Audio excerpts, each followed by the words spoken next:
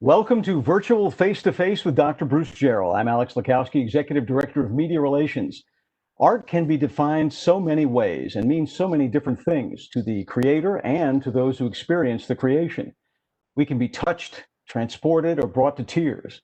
We can be inspired, soothed, or enraged. The main thing, according to Rodin, is to be moved, to love, to hope, to tremble, to live.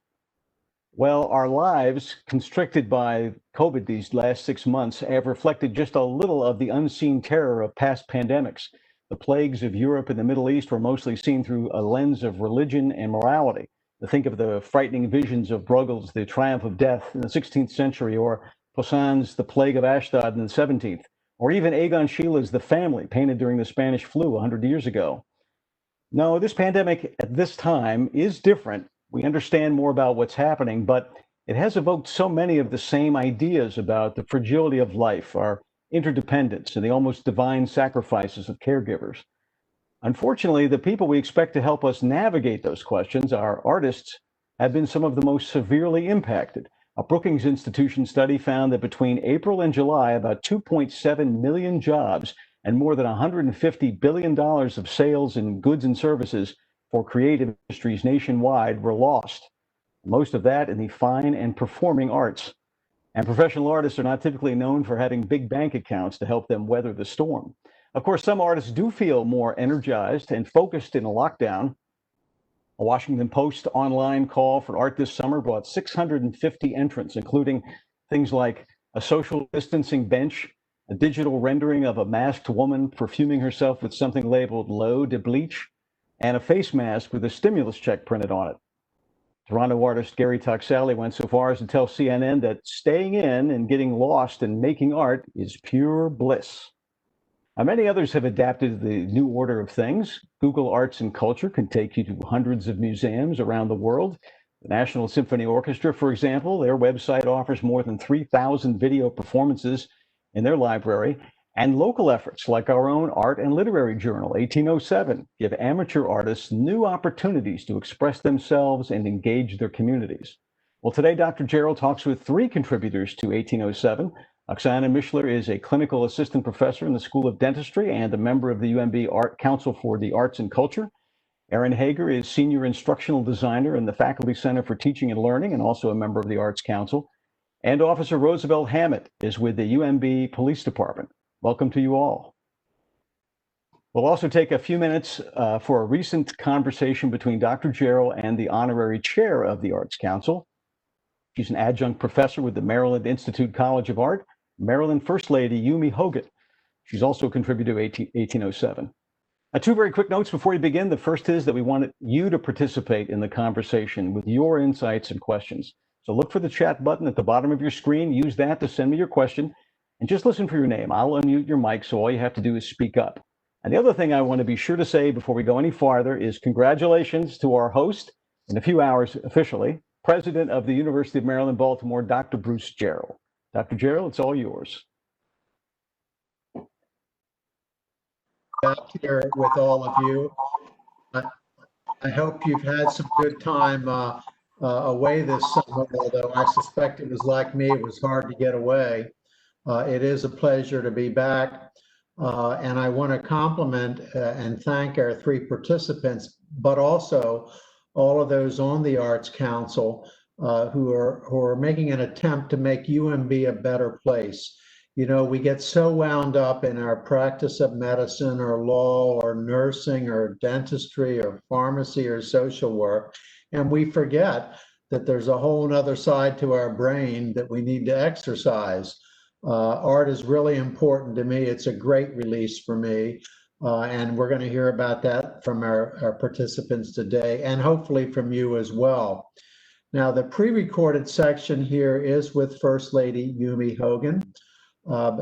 Ms. Hogan has been a wonderful supporter of the Arts Council and the increase in the art content on this campus, and we're so proud to have her playing that role here.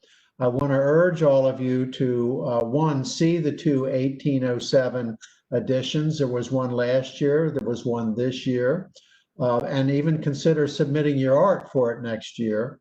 I also want to urge you all to go to Pearl Street because there's a surprise waiting for you. We've added new lighting and decoration to the Pearl Street, that sort of underpass there where the garage is.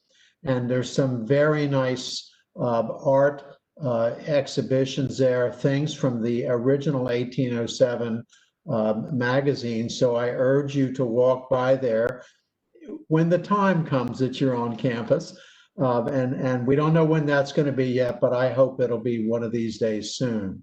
So with that, what I'd like to do is ask Alex to run the interview with Ms. Hogan to get her perspective. She does quite beautiful paintings, and we'll get her perspective on what the pandemic and what art has meant to her. So Alex? Mrs. Hogan, it's a great pleasure to see you again. I remember our last visit really, really well. I want to thank you for making time to meet with us again, to speak with me personally, and to share your insights with the UMB community about your art and how it influences your thinking. Thank you for this opportunity. It's my pleasure. I'm delighted to join you. Some people have said that the greatest examples of art are born in difficult times. What are your views about the importance of art during this very difficult time that we're having with the COVID pandemic? Art connects us, helps us, express ourselves, and hears us. In these challenging times, art has the power to bring us closer together and to share common interests and expressions. Has the pandemic changed your own approach to art? This pandemic reminds me of how powerful art is as a tool for healing, dealing with stress, and rebuilding our future. My belief in art has been strengthened during this difficult time. So how do you get influenced to pick a topic and then paint it? I am a landscape abstractor. Most of my inspiration comes from my hometown where I grew up and the memories of my childhood.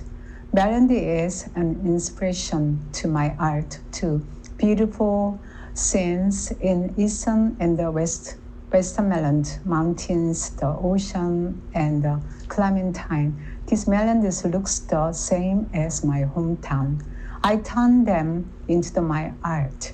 I understand that you're not teaching a class in art this year. I'm teaching virtually with my medical students, and it's a challenge to do it effectively and certainly with the same amount of personal interaction as before. If you were to teach a virtual art class, how do you think you would go about doing it? What aspects do you think being virtual would make you teach better?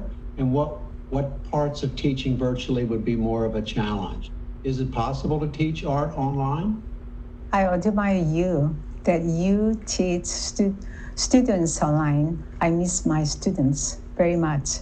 Last year, while my husband served as the chair of the National Governors Association, NGA, I was the chair of its sponsors program. So I couldn't go back to the teaching. This year I'm off too. Due to pandemic, I believe many online art classes have already helped the students and the teachers have done a great job. But mine is a little different. I need more in-person instruction and the demonstration, such as showing sumi ink and hanji paper on a flat table. Having said that, I am sure art community continue to advance online classes. This pandemic has also caused huge social and economic strife. People are out of jobs. People are having trouble making ends meet. Artists were always in that category. So what do you know now about the artist community? How much are they struggling? Are they able to exhibit in any ways? Are they still able to create, or are they still worried about things too much to create? Do you have any words of advice or encouragement for any of them to do a better job? I agree with you. that we are all struggling. Our neighbors, students, parents, small businesses, everyone is going through challenging times. We have a long way to go to recover our economy, but I think all Marylanders, including art communities and our art council, for doing wonderful and the best job. Artists should continue to be united to help community members. Never give up, and remember, we artists are creative and innovate. You will find a way to continue to work and survive. Trust your great potential. Not everybody in the world wants to become an artist, of course. Do you think that this pandemic is going to change that it might lead to other people wanting to study art and pursue a career in art more vigorously because of the pandemic? Yes, I think so.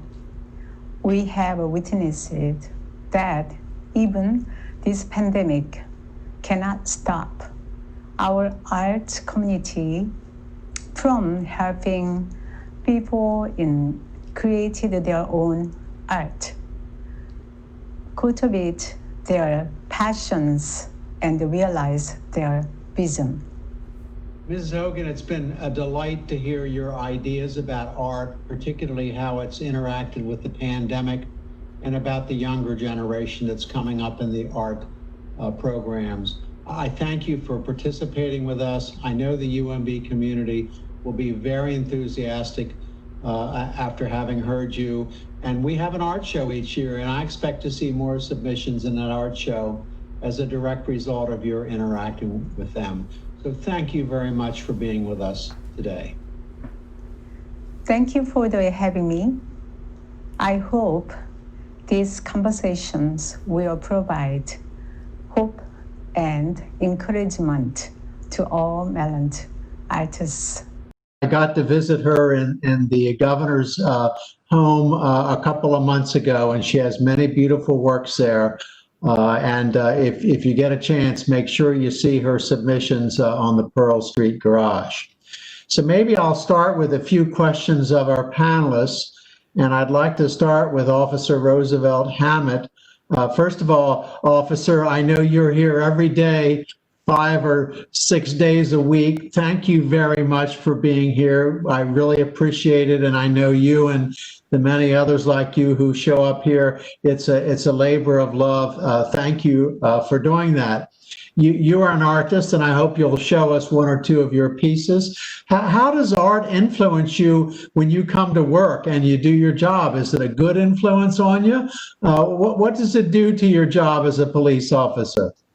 Well, photography is my line of art, and what it does, I try to take everything that I see, every image, every background, a bus, anything that comes my way, and just transform it into art. In the background, you'll see a piece that I did at the School of Arts. Matter of fact, a young lady playing a violin, as well as a type of violin. And let me see if I can change another background for you real quick. This is one of my pictures I took of the clouds, and I'll apply that.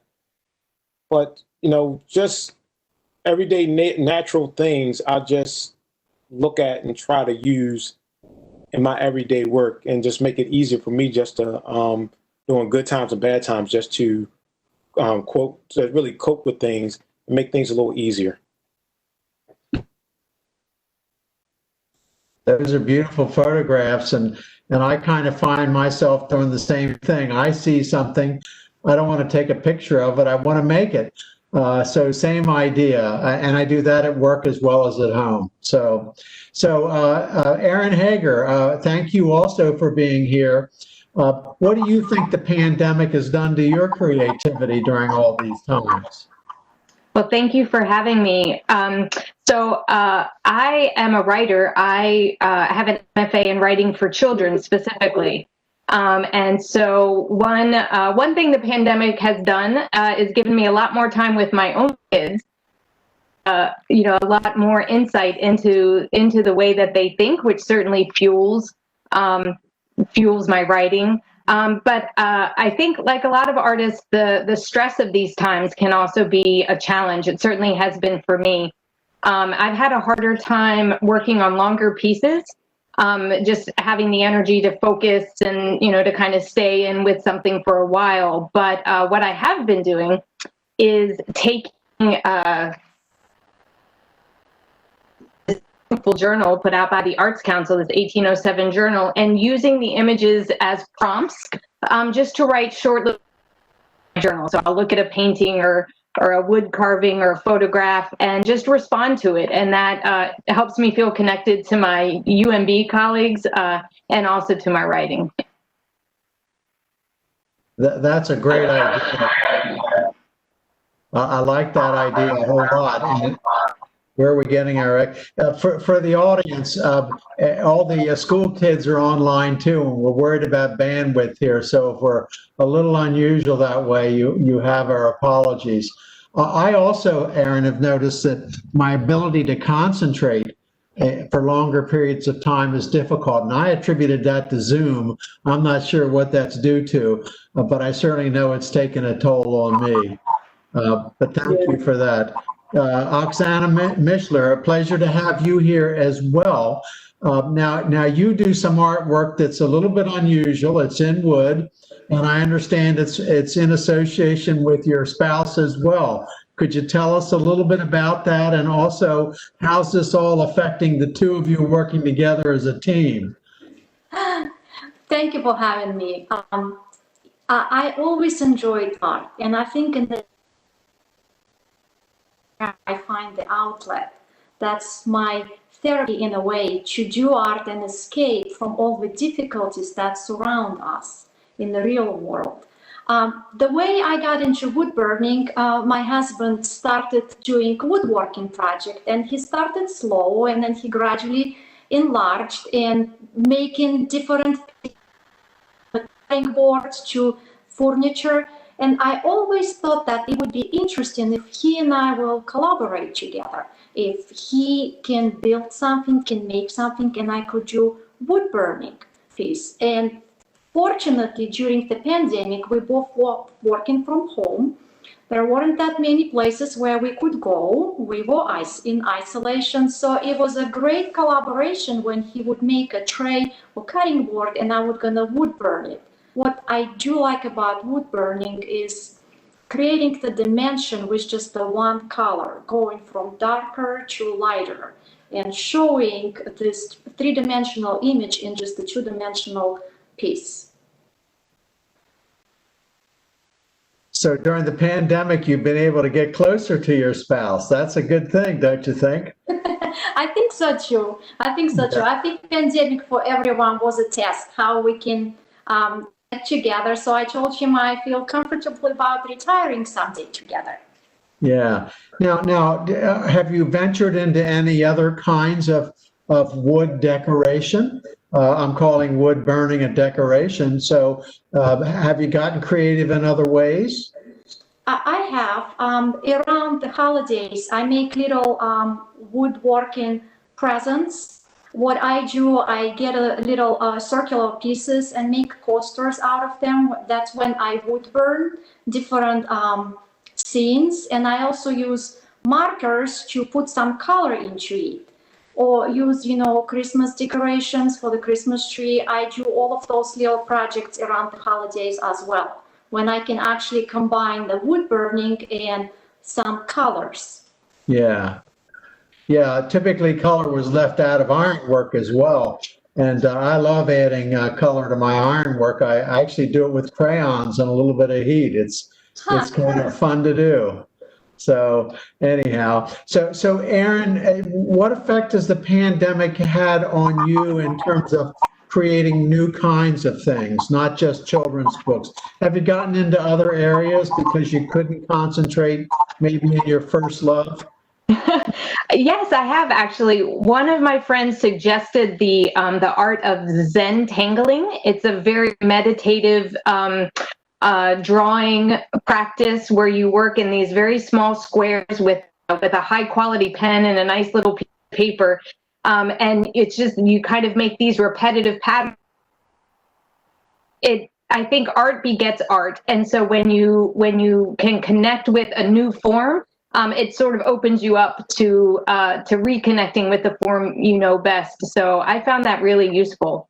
Another thing that I do is I start the Artists Alliance, and it's a group of about 30 artists on campus, and we meet once a month and just our process and our successes and our challenges. And one of our Artist Alliance members introduced the group to the concept of mandalas, which are very similar. It's a meditative drawing practice that really is a mindfulness practice. And that's, I think, during these times, the more mindfulness practices we have in our toolbox, the better we are. So it's been nice with this group to share new forms and a little bit about how other people make their art and use that as an inspiration for our own forms where we're most comfortable. Yeah. So I want to remind the audience to remind you that we want questions from you for things that you think are important to get to our panelists. So Officer Hammett, think back a year ago when you used to look at that beautiful sky behind you and you saw one thing, and now it's the era of COVID. Do you see the same thing in that sky, or do you think any different thoughts? Well, at one time, what I was doing last year, I was taking a lot of personal photos of people. So what COVID transformed that into, I can't meet up with people and take pictures. So this picture you see behind me is something that I did recently. So instead of meeting with people, I just meet with nature. So I get out early in the morning, or matter of fact, now I'm going to take some night photography. So that means I'll be getting out late at night so I can do different types of photographing. So I just had to change from people to nature. That sounds like you got some new toys then to do that. Some new photography equipment? No, the same toys. I just had to change how I used it. So instead of using lights and flashes, I can just take the camera out and I can just change the shutter speed of my camera, and it produces pictures like you see in the back. So now, did you take classes in photography, or are you self-taught? Self-taught. I've been taking pictures since I was in junior high school. My grandfather had a medium format camera, and from the time I touched it, I fell in love with photography and just went on from there. Yeah, because one of the things that's been great for me is I get great pleasure out of picking up and leaving and going to take a class up in the mountains from an expert blacksmith. And I learn a lot, and it opens my mind up to new techniques and new ways of thinking about things. Just like Aaron, you were talking about a whole nother technique. It's another kind of concentration. I want to remind our viewers again, please get your questions forward here. Maybe this is a question for Aaron to answer. I've heard stories about when people are sick and ill in the hospital. That's also a time when they're highly creative. And I think that the example that Alex gave me was one of Frida Kahlo, where she was in a hospital bed for a long time and became, her first portrait was when she was sick and ill. I hope you haven't been sick, but do you know of any experiences or things like that that have just changed your perspective on life? I think so. I think any kind of crisis where you feel personally tested really can open up the creative well. And I do think there's something to kind of those conscious states where you're either waking up from a dream, or maybe you're experiencing a fever, and your brain, your conscious taking its own path. I don't know if you guys have had that experience, and if you kind of let yourself wander with where your thoughts are going. Sometimes that can be the seed for a new story or a new idea. I think another thing that happens that's interesting is the way your subconscious can fuel your work. So, for example, there have been many times where I've been struggling with a piece of writing, a plot point, something just wasn't clicking, and just tell my brain before I go to bed that I would like to work on this problem, please. And sometimes when I wake up, I have a new insight or a new inspiration. It doesn't happen all the time, but it does show the power of your brain while it's in different states, like sleeping or just waking up. Yeah, I've definitely had that experience, all the way from solving math problems in high school to solving blacksmithing problems today. It's a great source of solution and inspiration for me as well. How about you, Oksana? Have you had any of those experiences?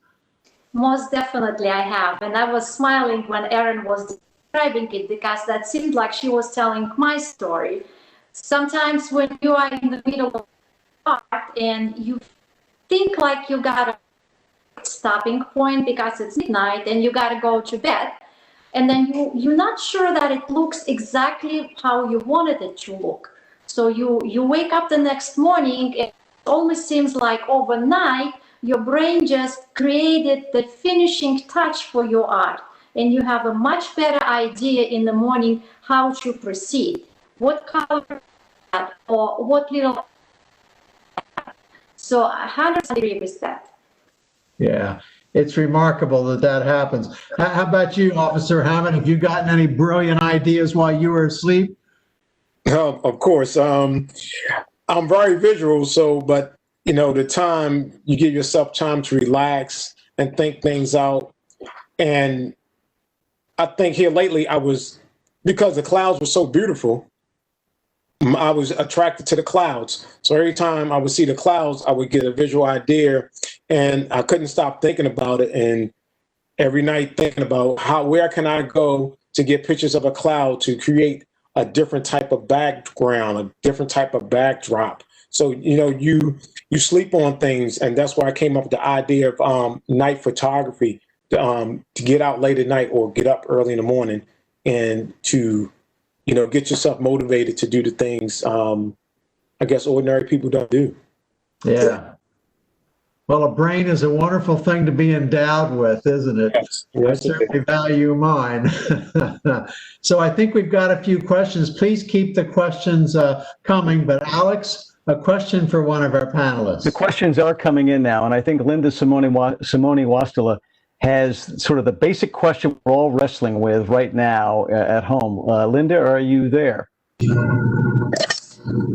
Yes, I am. I just saw that you unmuted me. Okay. Hello, everybody. It's so good to see all your faces, and I have enjoyed everyone's 1807 contributions tremendously. It's on my table, so when I have any meal, I can flip through it if my kids aren't eating with me. So, and Dr. Jarrell, congratulations on the presidency. And someday I do hope to talk to you more about metalwork, because I'm starting to get into jewelry and metalwork at the Baltimore Jewelry studio, which is fantastic space. I just cast my first natural product, so it's very exciting. But at any rate, April Brown, or yeah, the fantastic artist there. It's making me think about giving up writing, kind of, but that's what I do. No, I'll do both. Don't worry, Erin. I'll do both. You'll have your writing buddy here. But my question really is, and this is something I've struggled with. I have 2 adult children, and we live in a Federal Hill townhouse. And I used to be able to walk from work. So I moved here so I could walk to and from work. And I would use that time to decompress from work. And then I'd come home and I'd have my private life and my creative life here. I have this front office that was just for my creative life. And now it's become my work life. And I have a hard time not letting those things all bleed into each other. And I was just wondering, how have each of you carved out your creative space when your work lives and your private lives are all in the same place? How do you, demarcate that territory? It's very, very hard for me. Who wants to take a shot at that? I can start. I express some solidarity with Linda. It is really, really hard. Office that we had built, same thing. It was for my writing, and now it's for my work, and it is hard to mentally.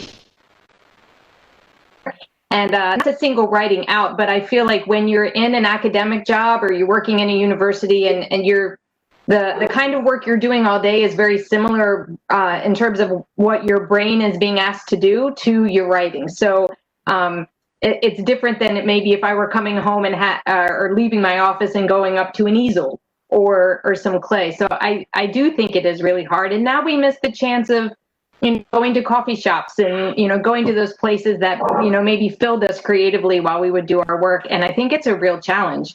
One of the ways that I try to get around that is by doing some creative work at specific times of day, usually really, really early in the morning. And that there's just something about the light, the time, the house is quiet, and it feels like a different place, sort of. But I struggle with that a lot too. Oksana, Roosevelt, anything to add? I would like to add, I agree with Aaron, and then it's definitely during the pandemic, all the days would run. There's no more weekends anymore, it's work and there's no more running around on weekends. So for me, what I did, I specifically didn't do any work on Saturdays and Sundays, and that was the time when I dedicate to art or anything related to art. This is how I drew that demarcated line between the weekdays and weekends. And I still stick to the same structure. I don't do any artwork during the week, not because I don't have time, but also I just try to just leave it for the weekends. Roosevelt, want to add anything? I agree with Ms. Fisher. Since my days normally, here they've been the same days off. So what I've been doing on my days off, I pick one day where I just go out and I just take photographs. So I just pick that one day and really focus on it, because now my kids are home, my daughter's home from college, she's home, my wife is home, everybody's home now. So that little peaceful time that I used to have when nobody was here is gone. I just take time out and just work on my craft, and sometimes I might recruit my kids, but that's a little in between. Aaron, I sort of do what you do. I get up at 4 a.m. You said really early, that's what you said. And I work till 6 or so, and then I come in and go to work. That's the only time I get during the week, but it's a very important time to me. Alex? Okay, well, Aaron, I think you sparked some interest in the artists group. Amira Kazi is here with a question. Amira? Yes. Can you hear me? Yes, go ahead. So hi, how are you? Hi guys. I'm with the School of Social Work. I'm a first year part-time student. Dr. Jarrell, congratulations on the presidency. I saw the email on that. But I think you guys have already answered the question, because the question I had is do you dedicate specific days into doing your artwork? Because it's essentially a form of therapy, but you all have sort of commented on it, because I see your backgrounds. I read the latest issue, and each one of you have pretty busy schedules, based on what I read in terms of what you all do. So I imagine this must be a form of therapy, and it sounds like you all find a way to do so. And, as a student starting out, I'm thinking, what advice can you give? Like, there's so much that's, in the master's program, there's so much that's going on. How do I then find a way to dedicate that time to maybe, I'm interested potentially in writing and into poetry, but what will it take to do that? And I saw that Ms. Hager was mentioning being part of a artist group, and I was actually wondering, is that something that's open to anyone? Are they meeting via video to get advice and just kind of find a way to get advice, because I find like this is therapeutic. Yes. So wonderful to UMB. Yes, please join our Artists Alliance. We can follow up after this call. We'll be meeting virtually. We meet once a month. But it's I started that group for very selfish reasons, because I was working and trying to figure out how am I going to balance my writing career with my work career, and I said I can't possibly be the only person struggling with these issues on campus. And little did I know just the depth and breadth of the artistic here on campus. And we have artists of every stripe in our group. There are writers and poets and painters and fabric artists and textiles. It's really fascinating. But what we all have in common is just a desire to engage with this and to hold each other accountable to our goals and our dreams in this space. And so it's a really supportive community. And I really recommend anyone who just wants to connect with other creators on campus to reach out. Anything to add to that, Roosevelt or Oksana? I can just comment on the our art council that I'm part of. This love art, who are dedicated to art, who each and every one of them brings something to this council. And we have representative from pretty much all the constituents. We have a student representative, we have from each school representative, faculty senate representative, and we all just get together. And as Erin said, it's nice to connect with like-minded individuals who have similar interests. And for me, I have a few people that I get together with, and we share ideas and we critique each other's photos. So in order to learn or get better, you learn to accept positive criticism. And I enjoy people saying, but what I enjoy the most is what they think about it and how can I improve on it. Yeah. Right. If I could just add one more thing too, you know, one of the things that strikes me from the question is, you know, as a future social worker, you're going to be interacting with people who are balancing all kinds of parts of themselves and dealing with different things and or law.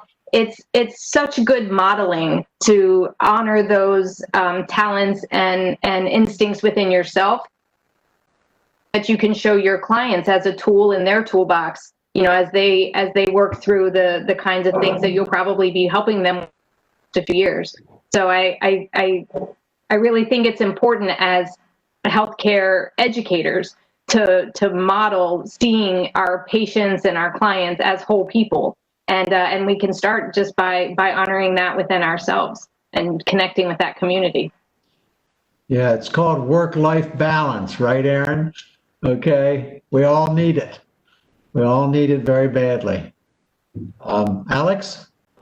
All right, we have a member of our artistic community on campus. She's been doing work for quite a while, very well known. Sarah Pick, are you with us?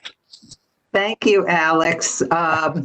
Let me see if I can get all these points in a logical order. I do want to echo Erin's welcome to the Art Council, because it's great to have that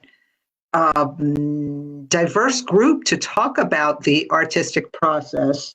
I want to commend everybody on the 1807 journal, which receiving that in the middle of the pandemic was fabulous.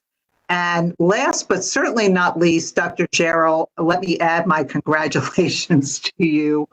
Thanks, on the official presidency. I actually was thinking about you and your family, Dr. Jarrell. You've got such a fabulous artistic family, and it seems like everyone is skilled in different medium, that I wanted to pose to you and the committee about, the panel about trying different medium and what people have found putting themselves in a totally different artistic, different venue. How has that worked for everybody? Well, I thanks, Sarah. Nice to hear from you. I think what I would say to you is that one feeds off the other for me. So I, a couple of years ago, took a number of silversmithing classes. I don't want to be a jeweler, but I wanted to learn the techniques in that particular specialty. You talked about my family. My mom, who just passed away at 101 and a half, was still doing complicated needlework up until the week or two before she died. And what she and I started doing together is she would do a piece of needlework with different designs and different patterns in it, and then I would come after her and recreate that in a piece of ironwork, which was its own challenge. So you were really feeding my ironwork ideas were fed off of her needlework ideas. So it kind of made a really nice combination. And so for me, I thrive on learning other manual arts techniques. To me, it's been a really rich source of ideas and techniques. But what about the rest of you, Aaron, Oksana, Roosevelt? I can probably and echo you, Dr. Jarrell. It's always great to do something different. I personally, I like challenge. So once I've mastered one technique, I move on to another. And I went from pencils and sketches to my background picture. That was one of the first pictures in color, and wood burning and all the other projects. I really think once you learn something, you move on to the next one. And it's such a great way to, for example, there's always something new. There's always room for improvements. I always want to learn watercolors. And during the pandemic, I had an opportunity to try watercolors. And I got inspired by one of the artists from the position, Dr. Lilly from the graduate school. He had a beautiful watercolor piece in there, and I always thought maybe I can try it. And just, one project echoes with another and develop something else.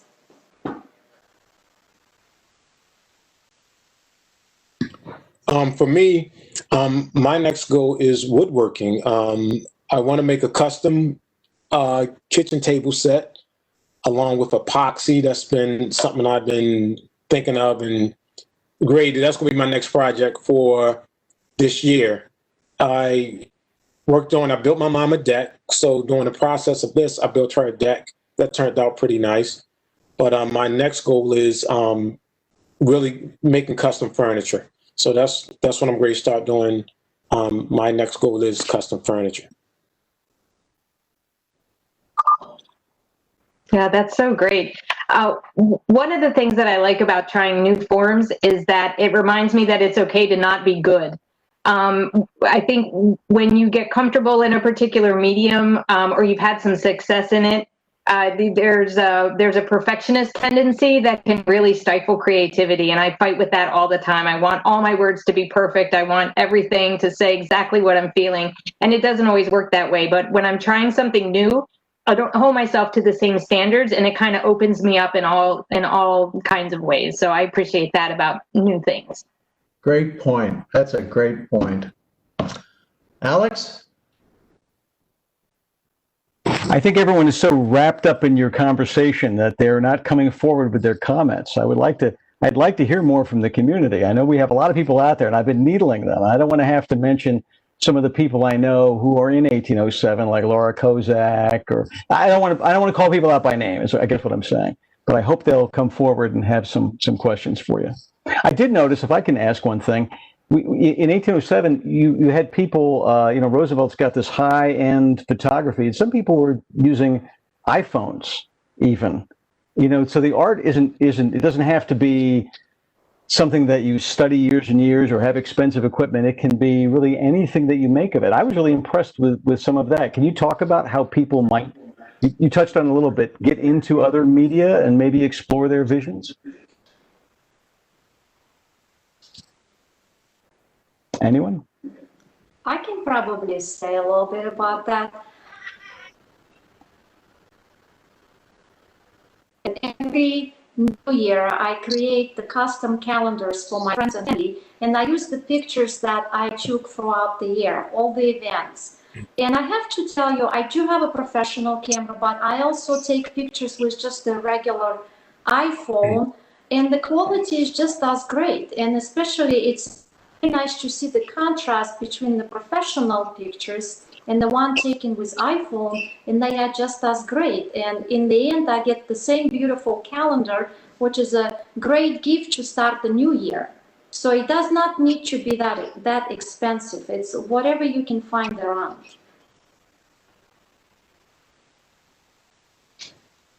Yeah, I think it's the creativity that you put in your mind, and I think you can just use it just about anything. I watch artists just take popsicle sticks and create art.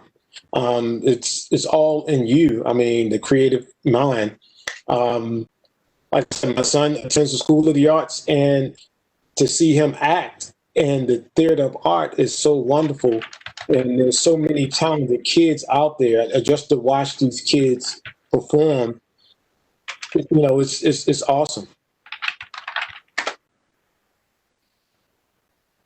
Yeah, the comment I would make to you, Alex, is, Officer Hammond, I started out in woodworking for many years, and I thought that the greatest thing was to have more woodworking tools. As I got better and better, I found out that the two best tools were right here, and here. And the same thing has happened in metalwork. The more sophisticated I've gotten, the more I do with my fingers and my hands, not with expensive or special equipment. It's kind of been an interesting trip that the better you get, the less you need, I think, is the way I view it. But that's just me. That's just me. Alex? Well, we talked a little before the program about sort of being in that creative vacuum where, some people love being isolated because they can really do their stuff, and other people feel they've lost their muse. Tara Wink is here. Tara, why don't you talk about that? Sure. Thank you. I think something that I've been struggling with a lot, both personally and professionally, is being in this vacuum away from your colleagues, away from your family and friends. Yes, I live with my family, but I am inspired by my colleagues. I'm inspired by other people, and I'm finding it hard to be creative in this vacuum that's been created. I wonder if you could all speak to how do you overcome that? Or maybe you all enjoy being more creative and you're on your own. Anyone? I've been struggling with the same thing. And one of the things that I've been telling myself is that life is kind of broken up into chapters, and we're in an unusual chapter right now. Will end of this chapter and we'll be into a new chapter, but we won't forget what's happened in the chapter before. So I think just recognizing that all of the things in the world that are going on right now, between the pandemic and the protests and everything, that's every headline that seems like a 5-alarm blaze, it's all going to manifest itself in your art at some point, even if it's not happening right now. So I guess I would just not recommend not adding during this stressful time, but just to recognize that the art that you love isn't going anywhere, and it'll be there for you when you're ready for it. Roosevelt or Oksana? Well, for me, I think find little things that you can do. I think because I'm at work every day, I get to see people every day, so it's not like I'm isolated. So I have to be to work. I have to be around people. I don't have to be as close to people, but I'm able to interact. So when I'm home, I get the time to really enjoy some free space and time. But now it's my family now. So everybody's here now. So where I wasn't spending a lot of time with my wife, now I am, because she's home every day. I get to see her every day. And then even she helps me with some of my photography. So when I'm going places to do photography, she's with me.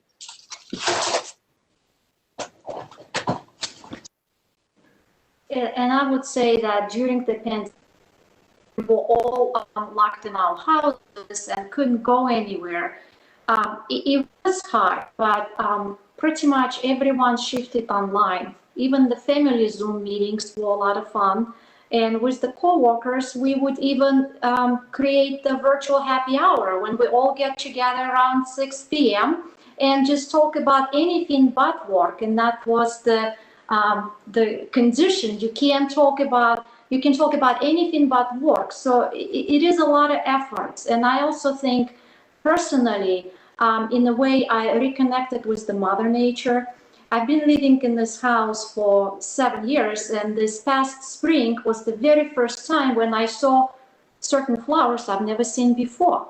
Because spring in general is a very busy time for me. That's when I teach my course, and I usually spend no time in my house or around my house. And with the pandemic, I found that I've never seen so many beautiful birds. I've never seen so many butterflies or beautiful flowers all around me. All I had to do just get outside.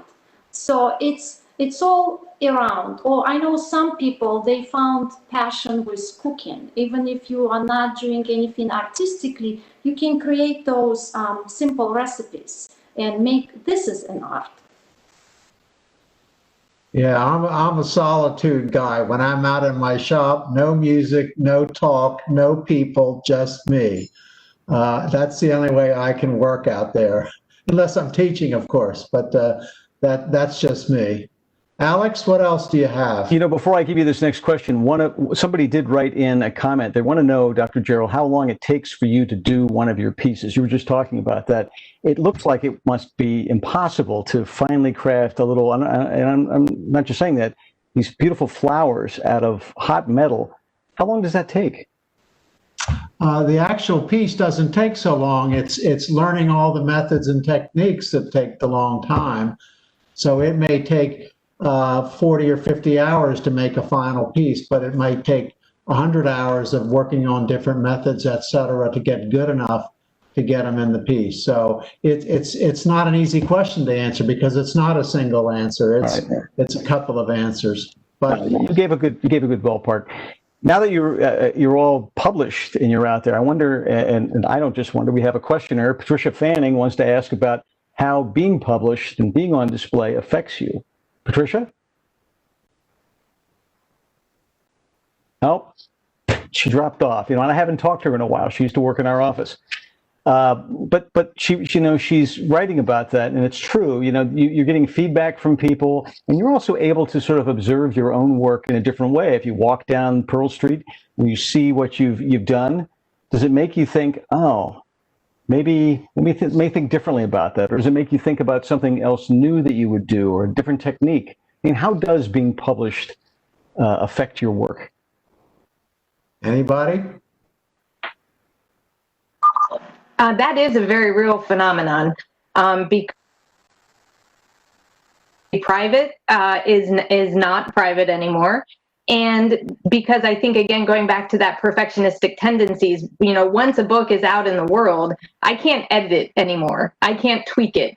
And there are things sometimes that I wish I could. So I think one of the mental tricks you have to do is really just, you know, thank the piece for what it did for you in that moment and put it aside, and what you're learning to inform the next piece.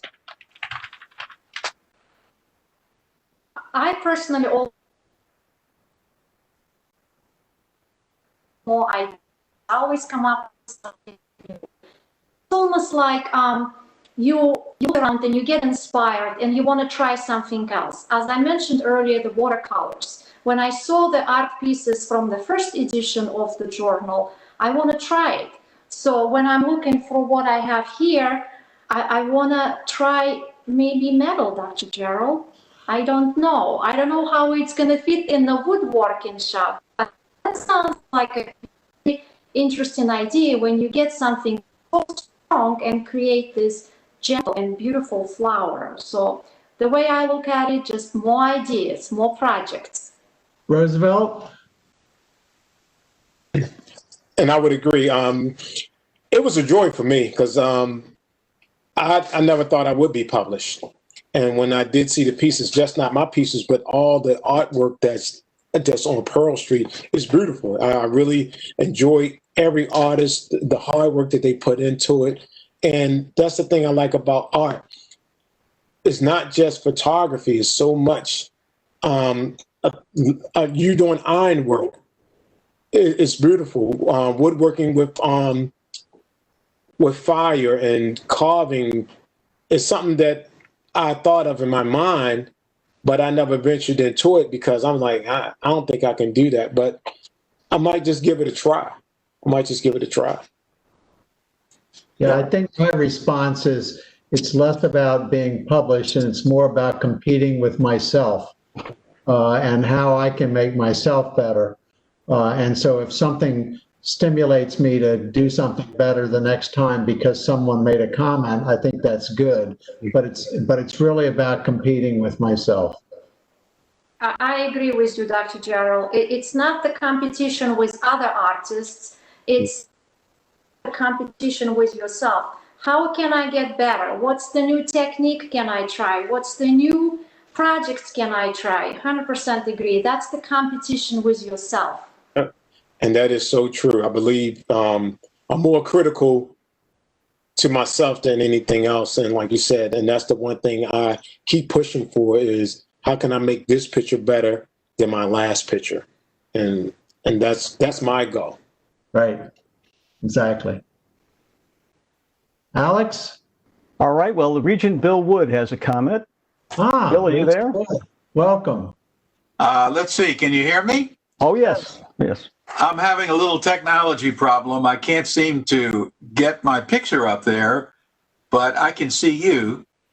And I wanted to call in, and you were talking about publicizing and your experience with publicizing. So I wanted to publicize something today, which is to congratulate President Jarrell for his appointment as the permanent president of UMB. I just couldn't resist the temptation to come online now that it's official and just offer my warmest congratulations publicly. Thank you, Regent Wood. It's a thrilling time. It's a daunting task. There's a lot of things to accomplish. And that time out of the blacksmith shop is extremely valuable to help me accomplish my real job. So this is a very relevant discussion to me, and I think to everybody who's a panelist and who's contributed as well. This is really the time when you clear your mind and you solve problems, and you solve problems that you didn't go in there expecting to solve. It's kind of like Aaron and Oksana were saying, my mind works at night and it's clear, and suddenly I got a solution. So to me, this is a really important part about being an effective human being, I think. So this has been very interesting. And I had one other question. Was Mrs. Hogan on earlier? She was. Okay. So Alex, this will be posted, won't it, and available. So this will be posted on the COVID-19 recovery website. Also, a story about this program will be posted on the main university website tomorrow, and embedded in that will be the whole video with everything. Well, if I could just make one other brief comment. I was going to tell Mrs. Hogan that I read Governor Hogan's book, Still Standing, over the Labor Day weekend. And it's a fabulous book. I recommend anybody who has any interest at all in what's going on in the state of Maryland over the last few decades to read that book. It's very inspirational and very, very interesting to read. And so I was just going to offer congratulations for having put out such a fine book, which I think fits into this town hall that we're having now. Great. Well, Alex, it looks like we've hit the bewitching hour. Though, can we have time for a quick plug? Because it has to do with. Okay. I just want to bring in Dana Rampola. Dana, are you there? Can you tell us about upcoming submissions? Hi, I am here. Hello, Good. everyone. It's so great to see our fabulous artists. I am the creative director and managing editor for 1807, and it gives me such happiness to hear you all talk about your art. I've been a photographer for over 30 years, and not really because of the pandemic, but because of some deaths in my family. Roosevelt, much like you, I've not been able to dedicate a lot of time to my photography while we've been teleworking. Instead, I've been working on my deceased parents' house and getting it ready for sale. And you brought up a really fabulous point. Sometimes our art does come in different forms and we don't look at it as art, but in reimagining this house and trying to figure out how to make it ready for sale, it's kind of neat because I guess I did get to tap into an artistic point. So today's conversation has really kind of enlightened me a bit to be appreciative for the opportunities we have and sometimes just to shape them a little bit differently. And as I imagine a lot of our artists across the university have been doing during this pandemic time, they hopefully have been able to pour themselves into their art. And right on the cusp, we have the next open submissions for 1807. We will be opening submissions around mid-October. I encourage everyone to keep an eye out in the Elm Weekly that you receive on Monday mornings, Campus Life Weekly, eBoards if you are on campus. We'll be announcing when submissions are open. And I would love to encourage everyone, even if you don't think you're an artist worthy of publication, to please consider submitting. Because the one thing that I can say to everyone is that our selections are done by a blind review. We have no idea who the person is who submits it, what your role with the university is. And as you can see when you flip through 1807, there are artists from every walk of life, from every part of the university, even our university community who we are so connected with.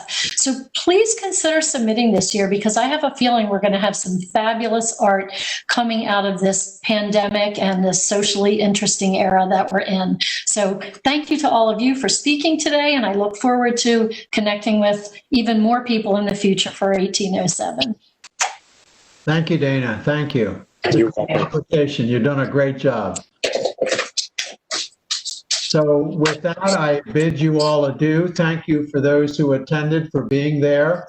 To our three panelists, thank you. A wonderful discussion. I'm sure there will be more to follow on this. So thank you again, and I'll look forward to seeing you all next time. So see you later. Thank you. Thanks so much.